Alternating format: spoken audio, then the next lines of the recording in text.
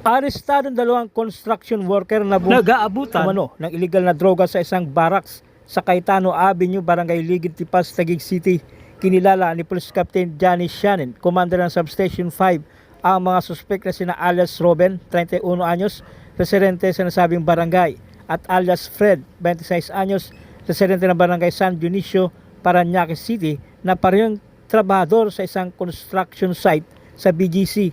Ayon sa ulat ng pulisya, habang nagsasagawa ng robbing inspection sa pamagitan ng foot patrol ang ilang naka-duty na security guard sa naturang lugar, kanilang naaktuhan ang mga suspek na nasa pag-iingat at may kontrol ng pinaghihinalaang illegal na droga. Dahil dito agad silang inaresto at itinawag sa pulis.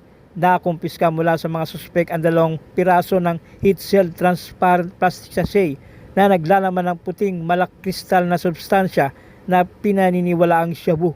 Ang mga nakuwang ebidensya ay may kabuang timbang na 0.94 grams at tinatayang may standard drug price na nagkakalaga ng 6,392 pesos.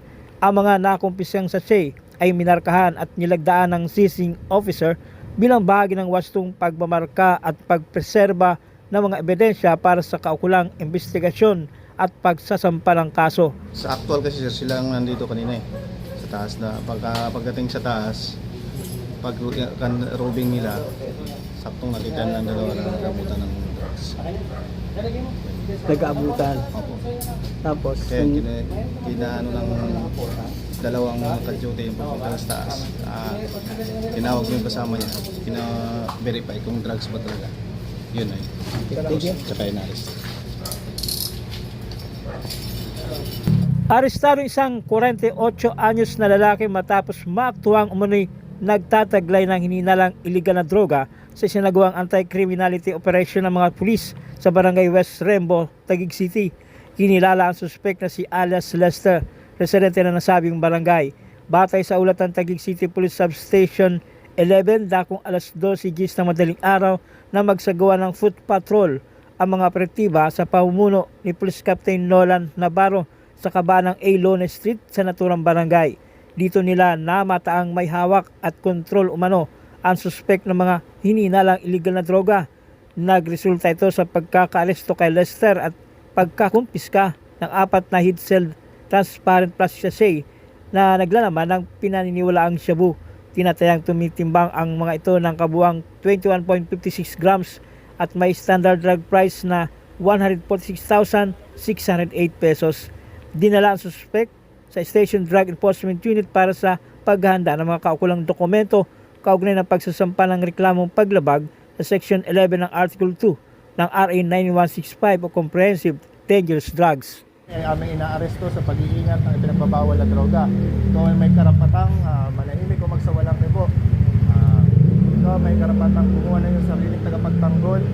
Kung wala kang kakayahan, ikaw ay pagkakaluban ng gobyerno ng isa. Ikaw rin ay may karapatang kumuha na yung sariling tagapagsuring medikal. Kung wala ay pagkakaluban ka rin ito ng gobyerno. Naiintindihan mo ba ang iyong mga karapatan? Sagot.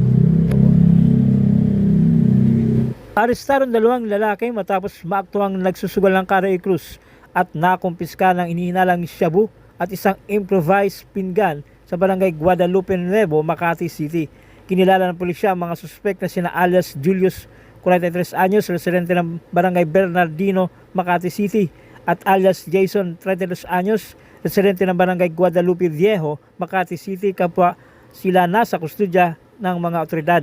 Ayon sa investigasyon, nagsasagawa ng anti-criminality patrol ang mga tao ng Substation 7 ng Makati City Police Station sa pamumuno ni Police Major Judge Rod Donato nang lapitan sila ng isang concerned citizen na nagulat ng nagaganap na iligal na sugal sa naturang lugar. Pagdating sa lugar, naaktuhan umano ng mga pulis ang 4 na kalalakihan na aktual na naglalaro ng Carey Cruz. Nakita umanong tumataya si Julius kasama ang 2 pang hindi nakilalang suspek, habang si Jason naman ang nagsisilbing bunker at naghahagis ng mga baryang ginagamit sa laro. Agad na inaresto ng mga pulis ang 2 suspek habang nakatakas ang 2 pa nilang kasamahan.